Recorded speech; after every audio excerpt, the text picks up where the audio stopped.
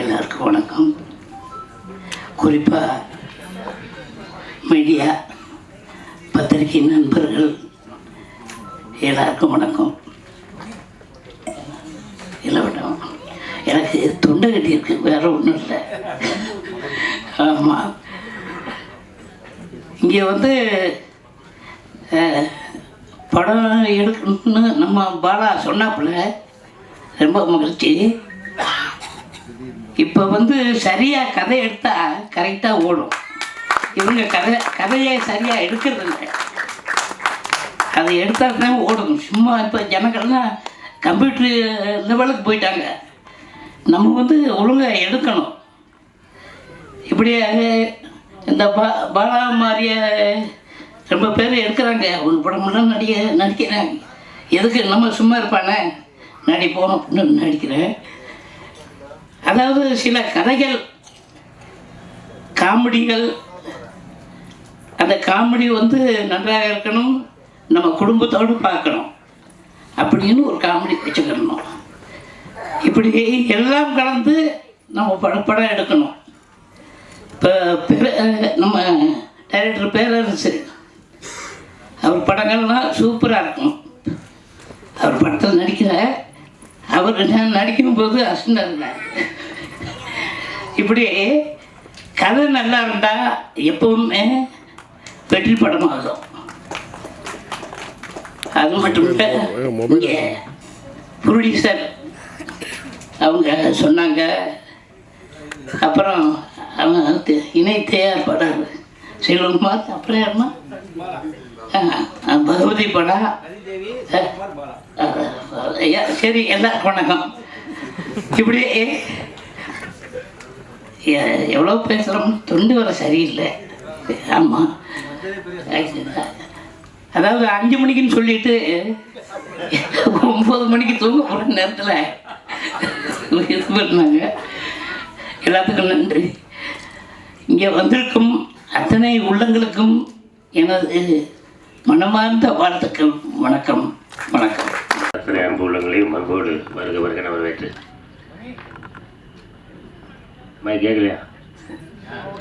அப்போ ரொம்ப கேட்டுச்சிட்டீங்க, இப்போ கேட்கவே இல்லைங்க. மணி 9 ஆச்சு, நம்ம கேட்டானே கேட்கட்டானே. ஆமாம், செந்தில் இப்போ யோசிச்சிட்டே இருக்காப்புல, இதுக்கு தலை 5 மணிக்கு வர சொன்னீங்களா நீங்கள் அப்படின்னு சொல்லி என்னை யோசிச்சுட்டே இருக்காப்புல. வந்தோடனே யார்கிட்ட கேட்டாங்க, தம்பி நீங்கள் எத்தனை மணிக்கு வரேன்னு சொன்னீங்க அப்படின்னு. ஆமாம், நான் ஒரு ஈஸியாரில் மாட்டிக்கிட்டேன் அப்படின்னு.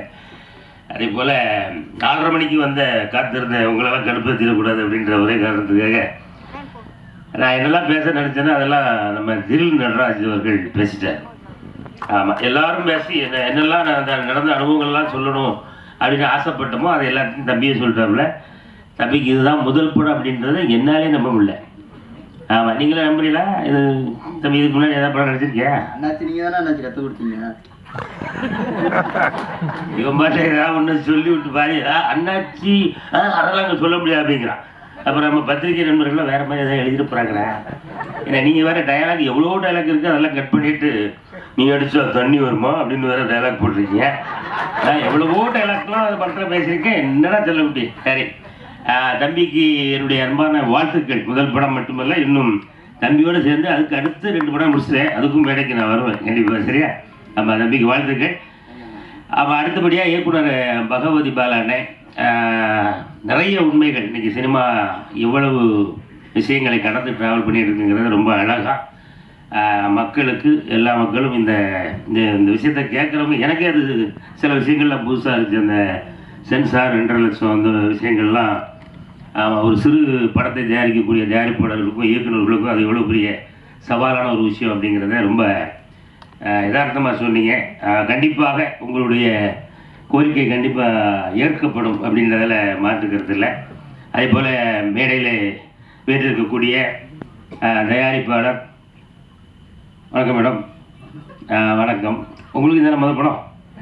ஆமாம், அது அவங்களும் அதில் நடிச்சிருக்காங்கன்னு நினைக்கிறேன். அதில் ஒரு ஹீரோயினிங்களா? வெள்ளியா? ஆமாம், அதில் அண்ணன் பகவதி பாலான்னு நடிச்சிருக்கோம்னு நினைக்கிறேன்.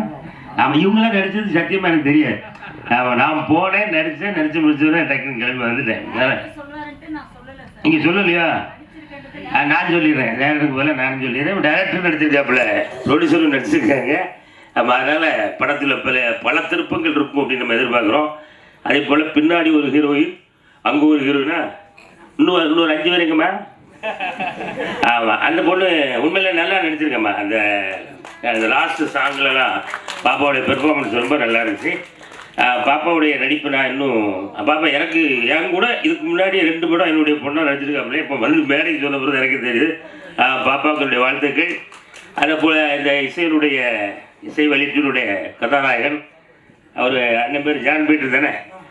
அவருக்கு ஒரு வாட்டி நல்லா கைத்தட்டு, நல்ல பெரிய எதிர்காலம் அண்ணனுக்கு இருக்குது. ஏன்னா ரொம்ப அருமையாக இசையமைச்சிருக்கீங்க, புதுசாக இருக்குது. ஆமாம், அது கண்டிப்பாக அவங்களுக்கும் என்னுடைய வாழ்த்துக்கள். அதே போல் வாழ்த்தி அமர்ந்திருக்கக்கூடிய நீதிபதிகள், மரியாதைக்குரிய நீதிபதிகளை அவர்களுக்கும் என்னுடைய அன்பான நன்றி. இந்த படத்தில் ஒரு பெரிய ஜாம்பவான் யார் அப்படின்னா நம்ம அண்ணன் செந்தில்ல. ஆமாம், செந்தில்ல அண்ணன் கூடலாம் நடிக்கிறது வந்து அது ஒரு பெரிய பாக்கியம். ஆமாம், அது வந்து ஏற்கனவே ஒரு படம் ரொம்ப அண்ணே சின்ன கேரக்டரா, நானும் சின்ன கேரக்டர் தானே. ஆனால் நம்ம 2 படத்தை தான் பெருசாக போட்டிருக்காங்க. யாரு செந்தில்லடா? சஸ்பென்ஸ் சொல்லுங்க, வெளியே சொல்லாதீங்க. இது சொல்லிட்டுமா? சொல்லிட்டோமோ? ஆமாம் அண்ணா, அப்படியா காமெடியில் என்ன இல்லைண்ணா? சரி, என்னத்தையோ சொல்லிட்டு போப்பா. அவன் சொன்னாரு, பகுதி வர செஞ்சான், அவ்வளோதான். அது இல்லைனா காமெடியாங்கிறத நீங்கள் ஸ்க்ரீனில் வந்து வரதான் தெரியும். ஆமாம், அண்ணன் முதல் முறையாக வில்லனா அறிமுகம்னு நினைக்கிறேன், அப்படிதானே? ஆனால் அங்கே போயிடாங்கண்ணே, அந்த இடம் அது ரொம்ப பிஸியான ஏரியா. நம்ம காமெடியிலே டெவலப் பண்ணிட்டு போயிட்டுருப்போமே. ஆமாம், அண்ணனை திரும்பவும் நாங்கள் எங்களுடைய குடும்பத்துக்கு கூப்பிடுறோம். அதனால் அண்ணன் அவர்கள் இந்த படத்தில் மட்டும் ஏதோ தெரிஞ்சோ தெரியாமல் வில்லன் நடிச்சார் நினைக்கிறேன். மறப்போம் மன்னிப்போம்.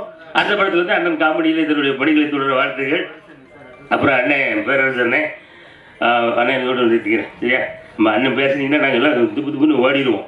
ஏன்னா மணி 9 ஆகிடுச்சு. அதனால் நம்ம சிவசம்போ திரைப்படம் நடித்த, அதை வாழ்த்த வந்த, இதில் கலந்துக்கிட்ட உங்கள் எல்லாருக்கும் என்னுடைய அன்பான வாழ்த்துக்களையும் வரவேற்புகளையும் சொல்லி, இந்த படமும் கண்டிப்பாக அவர் பாலாண்ணன் சொன்ன மாதிரி, பகவதி பாலா சார் சொன்ன மாதிரி அவர் கணக்கோட கூட சொல்கிறார். அதே போல் இந்த படமும் அதை எடுத்த தயாரிப்பாளருக்கும் அதை இயக்கிய பகவதி பாலா அவர்களுக்கும் இந்த படமும் ஒரு வெற்றி படமாக அமைய என்னுடைய அன்பான வாழ்த்துக்கள். நன்றி நன்றி நன்றி. இந்த ஃபங்க்ஷன் தான் மொத்த நீதி அரசனையும் உட்காந்துருக்காங்க. அப்புறம் மொத்தம் கூடவே எதுக்கு 2 பேர் பேசும், மொத்தமே நீதி அரசாக வந்துட்டு போவேன். ஏன்னா அந்த அளவுக்கு எல்லாருமே பெரிய அளவு கூட்டிய போல பகுதி போல. இந்த சிவசம்பவ படத்தை சொல்லணும்னா இது ஒரு பெரிய கதையை சொல்ல டைம் இல்லை. ஆக்சுவலாக இந்த சிவசம்பவ கதை வந்து பகவதி பாலா வந்து தயாரிப்பாளர் சங்கத்தில் பதிவு பண்ணியிருந்தார். அதே ரதியை வந்து நம்ம சங்கத்திலே பதிவு பண்ணாங்க. அதை வந்து டைரக்டர் சி சுந்தர் தான் இந்த படத்தை வந்து பதிவு பண்ணியிருக்காரு, சிவசம்போ. அப்போ பகவதி பாலா சொல்ல, அண்ணா இது நம்ம பண்ணியாச்சுன்னா இந்த படத்தை வந்து வேற கொடுக்க முடியாது அப்படின்ட்டாரு. ரதி இல்லைன்னு நீங்கள் எப்படியாவது நீங்கள் அதை விடக்கூடாது, எங்களுக்கு தான் வேணும் அப்படின்னு. நான் உடனே தயாரிப்பு சங்கத்தில் உள்ள தினேஷ் பேசினேன். அவன் என்ன சொன்னான், அண்ணா சார் இதுமாரி சி சுந்தர் வச்சுருக்காரு, ஒன்றும் பண்ண முடியாது அப்படின்னோட. இல்லைப்பா அவங்க விட முடியாண்டா என்ன கேளுங்க. அப்புறம் உடனே சி சுந்தர் பேசினோடனே அவர் உடனே கொடுத்துருங்க அப்படின்ட்டான். இதுதாங்க பெரிய டைரக்டர், இதுதான் பெருந்தன்மை. இதுக்கு மேலே என்ன வேணும்? அதனால் இந்த நிகழ்ச்சி மெயினு சி சுந்தர் சார் அவர் என்னுடைய மரியாதை கேட்டுக்கிறேன். ஏன்னா அசால்ட்டாக கொடுத்துருங்க அப்படின்ட்டார். இப்போ அவர் வந்து மூக்குத்தி அம்மன் 2 வச்சுட்டார் ஒரு வாரத்தில் போச்சு. ஏன் கேட்டிங்கன்னா இந்த விட்டு கொடுக்கறத ஒருத்தன் ஜெயிக்கிறதுக்கு காரணம். ஏன்னா நான் இப்போ 3 நாளைக்கு முன்னோட சொன்னேன், வாழ்க்கையில் ஃபஸ்ட்டு கஷ்டப்படணும், அதுக்கப்புறம் நஷ்டப்படணும், அதுக்கப்புறம் தான் ஜெயிக்க முடியும். இது எல்லாருக்கும் தெரியும். யார் இது வந்து நான் சொன்னால் சாதனை வச்சுக்குவாங்க, இதே ரஜினிகாந்த் சொன்னால் கமல் சொன்னால் பெருசாக பேசுவாங்க. அதனால் இன்றைக்கி கஷ்டப்பட்டு தான் இன்றைக்கி வந்து பகவதி பாலா வந்து நான் சொன்ன பற்றியில் ராமநாராயணன் வந்து வருஷத்துக்கு எப்படி குறைஞ்சது ஒரு 6-7 படம் எடுப்பார். எல்லாமே குரங்கு, நாய், புலி, கொக்கு, குருவியை வச்சு எடுப்பார், ஜெயிச்சுட்டு இருப்பார். இப்போ அதேமாரி பாலா பார்த்தீங்கன்னா சிறு படம் தான், குறைஞ்சி போனால் ஒரு 40 லட்சம் 50 லட்சத்துக்கு மேலே தாண்டதே கிடையாது. இப்போ இந்த படம் புரியல இல்லை அதை சொல்லலைங்க, அம்மனை சொல்கிறேன். நான் வருஷத்துக்கு 4 படம் சொன்னது காரணம்னா எனக்கு தெரிஞ்சு நான் வந்து 89 வந்து சினிமாவுக்கு, அதுக்கப்புறம் எல்லாம் 10 பேர் வந்துட்டான் தெரியாது. எனக்கு தெரிஞ்சு ராமநாதன் சார் படத்தில் நிறைய போய் பார்ப்பேன். சாலிகிராம் ஃபுல்லாக எடுத்துருப்பாரு, அழகப்பா சொல்லி எடுத்துருப்பாரு. அதுக்கப்புறம் பகவதி பாலா எடுத்துக்கிறதுனால தான் அதை தெளிவாக சொல்கிறேன். என்ன காரணம், எப்படி இருந்தால் அந்த கஷ்டப்பட்ட கூட விடாமல் அவர் ஜெயிக்கிறாரு, தோக்குறாரு, பணம் வருது வரல எடுத்துட்டு இருக்காரு பாருங்க. அதுதாங்க சினிமா, அதுதான் சினிமா. ஏன்னா ஜெயிக்கணும்னு நினைக்கிறவன் என்றைக்குமே தோக்க மாட்டான், ஏமாத்து நினைக்கிறவன் என்றைக்குமே ஜெயிக்க மாட்டான் சினிமாவில். நான் சொல்கிறேன், எவனும் சொல்ல. அதனால் இன்னைக்கு எல்லாம் நீங்கள் ஒரு நீதி அரசு வந்திருக்காருன்னா யாருக்கா வந்துருக்காங்க? இந்த ரவி தேவிக்கா வந்திருக்காங்க, பாலாக்கா வந்திருக்காங்க, செல்வகுமார் சார். என்ன காரணம், இன்னைக்கு ஒரு நீதி அரசர் வந்து இன்னைக்கு ஒரு சினிமா துறைக்கு வந்து நம்ம அது ஒன்றும் இல்லை, நாலு பேர் வந்திருக்காங்கன்னா இதை விட நமக்கு ஒன்றும் இல்லைங்க. இதுதாங்க சினிமா. அந்த ஒரு நீதி அரசரே ஒரு மீடியாவுக்கு வந்து நம்மளுக்கு கலந்து ஒரு சினிமாவுக்கு வர்றாங்கன்னா நம்ம நேர்மையாக இருந்தால் என்றைக்குமே ஜெயிக்கலாம், யாராலையுமே தோக்க முடியாது. நான் 89 வந்து இன்னைக்கு நான் வந்து இன்னைக்கு தமிழ்நாடு இன்னைக்கு கேட்டால் பார்த்தா கருணா கேட்டாப்லன்ட்டேன் அந்த சங்கத்தில் எடுத்துகிட்டு போயிருந்தேன். 1200 பேர் அவ்வளோ பேர் வந்தாங்க. ஏன்னா நான் எவனுக்குமே போய் சொல்கிறதில்லை, யாருக்கு இல்லைவா. என் ஃப்ரெண்ட்ஸு எல்லாருக்கும் மிக்க நன்றி. என் பேர் நடராஜன். நான் இந்த சிவசமுத்திர படத்தின் கதாநாயகனாக நடித்துள்ளேன். எங்கள் குடும்பத்துலேயும் சரி எங்கள் ஊர்லேயும் சரி இது வரைக்கும் சினிமாவில் யாரும் நடித்தது கிடையாது. நான் தான் ஃபஸ்ட்டு பேர் சினிமாவுக்கு வரணும்னு சொல்லிட்டு என்னை விட எங்கள் அப்பாவுக்கு ரொம்ப ஆசை. அவங்க பையன் வந்து நல்லா பெரிய லெவலில் போகணும்னு சொல்லி எங்கள் அப்பா தான் முயற்சி பண்ணி எனக்கு பண்ணி விட்டாங்க. அதிலே வந்து பாலா சாரை பார்க்கறதுக்கு முன்னாடி ஒரு 3 டைரக்டரை பார்த்து பேசி எல்லாமே வந்து நஷ்டத்தில் முடிஞ்சிச்சு. அதுக்கப்புறம் தான் என்னோடய பெஸ்ட்டு க்ளோஸ் ஃப்ரெண்டு ஒருத்தர் பாலா சாரை அறிமுகப்படுத்தி வச்சாங்க. அவங்ககிட்ட வந்து பாலா சார்கிட்ட பற்றி எங்கள் அப்பாட்ட சொன்னேன். உடனே எங்கள் அப்பா பேசிவிட்டு சரி ஓகே சார் நம்ம எப்போ ஷூட்டிங் போகலான்னு கேட்டாங்க. சார் 3 நாளில் போகலான்னு சொல்லிட்டு ஷூட் ஆரம்பித்து ஊட்டிக்கு போனோம். சென்னையில் போலீஸ் ஸ்டேஷன் சீன் எடுத்தோம். அதுக்கப்புறம் வந்து சார் வந்து இப்போ 2 கதாநாயகி தான் காமிச்சிருக்காங்க. ஆனால் எங்கள் படத்தில் நடித்த மொத்தம் 5 கதாநாயகி. 3 நாள் 7 நாள் ஷூட்டிங் போச்சு. கடைசி வரைக்கும் ஒரு ஹீரோனி கூட காட்டவே இல்லை. மணி சார் என்ன சார் எப்போ சார் ஹீரோனி காட்டுவீங்கன்னு கேட்டேன். அதுக்கு சொன்னார், இருங்க சார் படத்தில் வந்து உங்கள் ஒய்ஃப் வந்து இறந்துருந்தாங்க, அதனால் ஃபஸ்ட்டு ஃபோட்டோ வச்சு கொஞ்சம் எடுப்போம், அதுக்கப்புறம் தான் ஹீரோனி வரும் அப்படின்னு சொன்னாங்க. நானும் பார்த்துட்டு அவங்க கொண்டாடிட்டு சொன்னேன். உடனே உங்களுக்கு கடைசி வரைக்கும் நீங்கள் ஃபோட்டோவை தான் பார்க்கணும், ஹீரோனி பார்க்க முடியாது சொன்னாங்க. அதுக்கப்புறம் வந்து திருநெல்வேலியில் போய் ஷூட்டிங் போயிருந்தோம். அப்போ சார் வந்தாங்க. சரி சார் இன்னைக்கு ஹீரோயினி வருது பாருங்கள் சார்னு சொன்னாங்க. அப்படியா சார், சரி ஓகே சார்னு சொல்லிட்டு யார் வரான்னு பார்த்துட்டே இருந்தேன். அதுக்குள்ளே சொன்னாங்க சார் ஹீரோயினி பாம்பேலேருந்து வருது. உடனே என் ஃப்ரெண்டெல்லாம் பார்த்தாங்க, டேய் மச்சான் பாம்பேவா, ஓகே வரட்டும் அப்படின்னு சொல்லி வெயிட் பண்ணோம். ஹீரோயின் நானும் வரும்னு பார்த்துட்டே இருக்கேன். லாஸ்ட்டாக வந்தது எப்போ 35 வயசில் ஒரு ஆண்டியை கொண்டு வந்து விட்டாங்க. இதான் ஹீரோயின்னு சொல்லிட்டு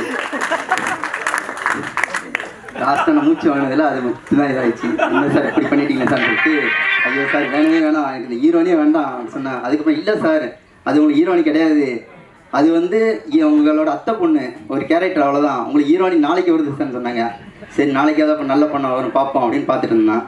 அடுத்த நாள் பார்த்தேன், வெயிட் பண்ண அடுத்த நாள் வந்துச்சு. 45 வயசில் வந்துச்சு ஒரு ஆண்டி. என்ன சார் இது நேரத்தோட இன்னைக்கு அதிகமாக இருக்குன்னு சொன்னேன். சார் இது வந்து ஹீரோனி தான், எந்த பூக்காரி சார், அது வந்து உங்களை ஒன் சைடாக லவ் பண்ணும், நீங்கள் வந்து லவ் பண்ண மாட்டீங்க அப்படின்னு சொன்னாங்க. சரி ஓகே சார் சொன்னேன். நாளைக்கு பாருங்கள் சார் உங்களுக்கு 19 வயசில் கூப்பிட்டு வரேன்னு சொன்னாங்க. சரின்னு பார்த்து சரி பார்க்கலாம் சார்னு சொல்லிட்டு இருந்தேன். அதுக்கப்புறம் மறுநாள் வந்துச்சு. எப்படி இருந்துச்சு, 19 வயசில் காஞ்சி போன கருவாடு மாதிரி கரையேன்னு வந்தது ஒன்று. என்ன சார் இப்படி பண்ணிட்டீங்களா சார், இது யார் சார்னு கேட்டேன். இது வந்து பூக்காரிக்கு அசிஸ்டண்ட்டு. சரி என்ன சார் இப்படி பண்ணிட்டீங்க, சரி சார் ஹீரோனி வேணாம் சார் ப்ளீஸ் சார் சொன்னேன். இல்லை சார் வருது சார் நாளைக்கு வருது சார்னு சொல்லிட்டு எங்கள் ஊரில் போய் ஒரு ஸ்கூல் சீன் எடுக்க போயிருந்தோம்.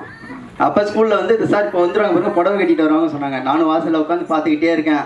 எல்லாம் டீச்சராக லைனாக வந்தாங்க. ஐயோ இதாக இருக்குமா இருக்குமான்னு பார்த்துட்டு இருக்கேன். கடைசி வரைக்கும் வரல. லாஸ்ட்டில் ஒரு ஆயா தூரமாக அசைஞ்சு இருந்தாங்க. ஐயோ வச்சுட்டாரு ஆப்புன்னு பார்த்தேன். அதுக்கப்புறம் பார்த்தா ஆயாவுக்கு பின்னாடி இருந்து அப்படி என்ட்ரி கொடுக்காங்க நம்ம ஹீரோனி. சரி ஏதோ பார்த்ததுக்கு இதாக கொஞ்சம் சுமாராக இருக்குது, சரி ஏற்றுப்போம் அப்படி சொல்லிட்டு ஏற்றுக்கிட்டேன். அதுக்கப்புறம் இங்கே மெய்ஞானபுரத்தில் வச்சு ஷூட்டிங் போயிருந்தோம்.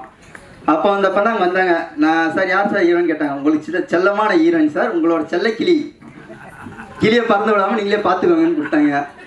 சரி ஓகே சார்னு சொல்லிட்டு அடுத்த அந்த ஹீரோயின் வந்தாங்க, அவங்க கூட ட்ராவல் பண்ணோம். அதுக்கப்புறம் வந்து எனக்கு சினிமாவில் வந்து ரொம்ப கொஞ்சம் கூச்ச சுகமாக இருந்துச்சு. அதுக்கப்புறம் அண்ணாச்சிலாம் வந்தோடனே சரி நமக்கு வந்து இப்போ அண்ணாச்சை பார்த்தாலே கொஞ்சம் பயமாக இருக்கும். எப்பரா ஐயோ சொல்லக்கூட வரல. உடனே அண்ணாச்சி சொன்னாங்க, ஏன்னா என்ன வா நீ ஏன் இது பண்ணுறான்னு சொல்லிட்டு நான் வந்து லைட்டாக தாங்கினாலும் அண்ணாச்சி வந்து எடுத்து கொடுப்பாங்க. ஆனால் அண்ணாச்சி கூட வந்து நல்லா சிங்க் ஆயிடுச்சு. அதுக்கப்புறம் நம்ம சாரப்பாம்பு மாமா வந்தாங்க. அன்னைக்கு பார்த்ததுதான் சாரப்பாம்பு. எப்போ வந்தாலும் மாப்பிள்ளை ஃபோன் பண்ண, மாப்பிள்ளை எப்படி இருக்கீங்க, மாப்பிள்ளை வாங்க மாப்பிள்ளை அப்படி சொல்லி இந்த படத்தில் 2 மாமா கிடச்சிட்டாங்க. அதுக்கப்புறம் மாமியார் 4 பேர். இதான் ரொம்ப இருந்தாங்களே இந்த கேக் எடுத்துட்டு வந்தாங்களே. எப்போ போனோம் என்ன மருமானே, எங்கள் மாமியார் கூட கேட்க மாட்டாங்க மருமானேன்னு சொல்லிட்டு. நானும் மாமியார் அத்தை தான் கூப்பிடுவேன். மாமியார் கூப்பிட்ட ஒரே ஆள் இவங்க தான்.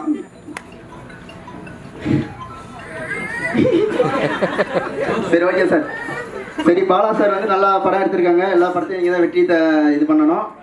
ஓகே. ஆனால் ஒன்று சார், எனக்கு வந்து இன்னைக்கு ஆடியோ ரீல்ஸ் பார்த்ததுக்கப்புறம் பாலா சார் மேலே ரொம்ப கடுப்பாயிடுச்சு சார். ரொம்ப அவர் மேலே ரொம்ப கோவம் வந்துச்சு. ஏன்னா வந்து ஒரு சீனில் வந்து ஹீரோனி பக்கத்தில் கூட போடலை. அப்படி இருந்து இந்த காலத்தில் உள்ள டெக்னாலஜியை வச்சு அந்த பொண்ணை கட்டி பிடிச்ச மாதிரி, இந்த பொண்ணுக்கு கிஸ் கொடுத்த மாதிரி எப்படியோ வந்து லிங்க் பண்ணி விட்டாங்க. பக்கத்தில் உட்காந்து எங்கள் ஃபேமிலி எல்லாம் பார்த்துருக்காங்க. வீட்டில் போய் எனக்கு என்னென்ன அவ்வளோ போதும் சார், எல்லாமே ஸ்க்ரீன் மேட்டில் எடுத்ததான் சொல்லி கொஞ்சம் புரிய வச்சுருங்க சார். நன்றி சார், வணக்கம். ஹீரோ கால்குள்ளே போட்டு மிதித்து ஹீரோனி வந்து காப்பாற்றிருக்கு. அந்த மாதிரி எடுத்துட்டாங்க. எங்கள் ஃப்ரெண்ட்ஸ்லாம் படம் பார்த்துட்டு, போன வாரம் என் ஃப்ரெண்ட்லாம் வந்திருந்தாங்க, போய் படம் பார்த்தோம். பார்த்துட்டு சொல்கிறாங்க, மச்சான் இருக்க தூத்துக்குடி கொத்தனாரு என்ன தூக்கி போட்டு நீ குத்துவோன்னு பார்த்தா உடனே கீழே படுக்க வச்சு அவங்க அடிக்க. ஐயோ, கதையை சொல்லிட்டாங்க, என்ன பண்ணுறது இல்லையே. இப்போவே கதை வந்துருச்சு. ஆக்சுவலி கிளைமேக்ஸில் வந்து அவர் சமாளிக்கிறது பெரிய விஷயமாச்சு. ஒரே ஒரு கதை சொன்னேன் சார், நான் ஒரே ஒரு குட்டி கதை சொல்கிறேன், நீங்கள் அதுக்கு விட சொல்லுங்கள் சார். அது கரெக்டாக சொல்லிட்டீங்க அப்படின்னா நீங்கள் என்ன சொல்கிறீங்களோ அதுதானே. சரி, நான் கதை சொல்லுங்கள் சார். இது வந்து நம்ம படித்த கதை தான், உங்களுக்கு எல்லாம் தெரியும். ஒரு 2 நாட்டுக்குள்ள ஒரு சின்ன போர் நடந்தது. அதில் வந்து ஒரு மன்னன் செவிச்சிருவார். அந்த மன்னன் கல்யாணம் ஆகியிருக்காரு, 2 பேருமே கல்யாணம் ஆகியிருக்காரு. அப்போ அந்த செவிச்ச மன்னன் வந்து ஒரு பொண்ணை லவ் பண்ணிட்டு இருப்பாரு. அப்போ அந்த பொண்ணு சொல்லும், நான் ஒரு விடுகதை போடுறேன், நீ வந்து அதுக்கு ஆன்சர் சொன்னால் அவனை கல்யாணம் பண்ணிவிடுவேன், இல்லை கல்யாணம் பண்ண மாட்டேன், எனக்கு புத்திசாலியான ஒரு கணவன் தான் வேணும் அப்படிங்கும். சரி அப்படின்ட்டுதாங்க. சரி அது ஒரு போயிட்டே இருக்கும்போது போர் ஆரம்பிச்சிருது. போரில் அந்த லவ் பண்ணுறவன் செவிச்சிடுறான். அப்போ வந்து தோத்தவன்ட்ட கூப்பிட்டு கேட்குறான், இந்த பார் நான் ஒரு விடுகதை சொல்கிறேன், நீ அதுக்கு ஆன்சர் சொல்லிட்டேன்னா இந்த நாடை வந்து நீ எடுத்துக்கோ, உன் நாடை வந்து நான் உனக்கு கொடுத்துட்றேன் அப்படின்னா. சரி என்ன கேளுங்க, பெண்களின் ஆழ மனசு என்ன நினைப்பாங்க அதை மட்டும் சொல்லுண்ணா. பெண்கள் என்ன நினைக்கிறாங்கன்னு தெரியாது, அது ஆள் மனசில் எப்படி நினைப்பாங்க எதுவுமே தெரியாது அப்படின்னு சொல்லிட்டு அவன் அந்த அரசன் வந்து எல்லாத்தையும் கேட்டான். இப்போ எதிர்நாட்டு என்ன பண்ணுறான், அந்த கிளவிட்ட போகிறான். கிளவிட்டு போனதும் கிளவி சொல்கிறான், கிளவி நான் வந்து நம்ம நாடு தோத்துருச்சு, இப்போ நாடு நம்ம கைக்கு வரணும்னா எனக்கு அந்த மன்னன் வந்து ஒரு கட்டளை கொடுத்துருக்காங்க. என்ன கட்டளைங்க, பெண்கள் என்ன நினைப்பாங்க, அடிமனசு என்ன நினைப்பாங்க அதை சொல்லிட்டான்னா நம்ம நாடு எனக்கு வந்துருங்கிறான். சரி நான் சொல்லிடுறேன், நீ சொல்லிட்டேன்னா நாடு உனக்கு வந்துடும், அவனுக்கு காதலி போயிடுவா, எனக்கு என்ன கிடைக்கும்பா, நீ என்ன வேணாலும் கேளு, என் உயிரோட கேள்வி தருவோமே, நான் உயிர் கேட்க மாட்டேன். முடிவு விட்டீங்கன்னா அவங்க சந்தோஷமா இருப்பாங்க, அவங்க எடுக்கிற முடிவு எல்லாமே கரெக்டாக இருக்கும். இதுதான் அடிமனசு நினைக்கிறது. ஒரு காரியம் பண்ணால் நம்ம தான் டிசைட் நம்ம தான் பண்ணணும்னு நினைப்பாங்க அவங்க. ஆனால் நம்ம ஆண்கள் வந்து நினைக்கிறது இல்லை. அவன் என்ன சொல்கிறது அப்படின்னு சொல்லி, அதனால தான் நிறைய வீட்டில் பிரச்சனை நடக்குது சார். இப்போ நீங்கள் எப்படி சார், ஐயோ சார் நான் என் ஒய்ஃப் டிசைட் விட்டுருவேன் சார், என் ஒய்ஃப் என்ன சொல்லுவாங்க சார் நான் கேட்பேன், என் ஒய்ஃப் ஒரு கோர் போட்டாலும் தாண்ட மாட்டேன் அப்படின்னாரு. அது சரி ஓகே சார். இப்போ இப்போ வந்து கிளைமேக்ஸ் சொல்லலை, அதில் சொல்கிறேன். இப்போ வந்து அந்த மன்னன் வந்து அவர்கிட்ட சொல்லிட்டாப்புல, என்ன சொல்லிட்டாப்புல, சார் பெண்களை அவங்க இஷ்டத்தில் விட்டீங்கன்னா நீங்கள் வந்து அந்த பெண்கள் வந்து ஜாலியாக சந்தோஷமாக இருப்பாங்க, குடும்பத்தை கரெக்டாக நடத்துவாங்க, நம்ம எந்த டிஸ்டர்ப் பண்ண மாட்டோம், என்னெல்லாம் பண்ணலாம் சார் அப்படிமா. ஓ அப்படியான காதலி சொல்லுவாங்க. காதலி ஆமாம் இதான் நினச்சின்றோம். உடனே அவன் கல்யாணம் ஆகிடுது, இவங்க நாடு கிடச்சிருது. இப்போ நாடு கிடச்சதும் கிளவிட்ட வந்து சொல்ல போகிறான் சந்தோஷத்தை, கிளவி நாடு கிடச்சிருச்சு என்ன பண்ண சொல்ல போகிறான். அப்போ அந்த கிளவி சொல்கிறா, எனக்கு ஒரு வரம் கொடுத்துடலாங்கிறான். ஆமாம் என்ன கேள்வி கேளுங்க, நீ எனக்கு கல்யாணம் பண்ணிக்கங்கிறான். ஷாக் ஆகிட்டான். ஏன்னா அவளுக்கு வந்து 90 வயசு, இவளுக்கு வந்து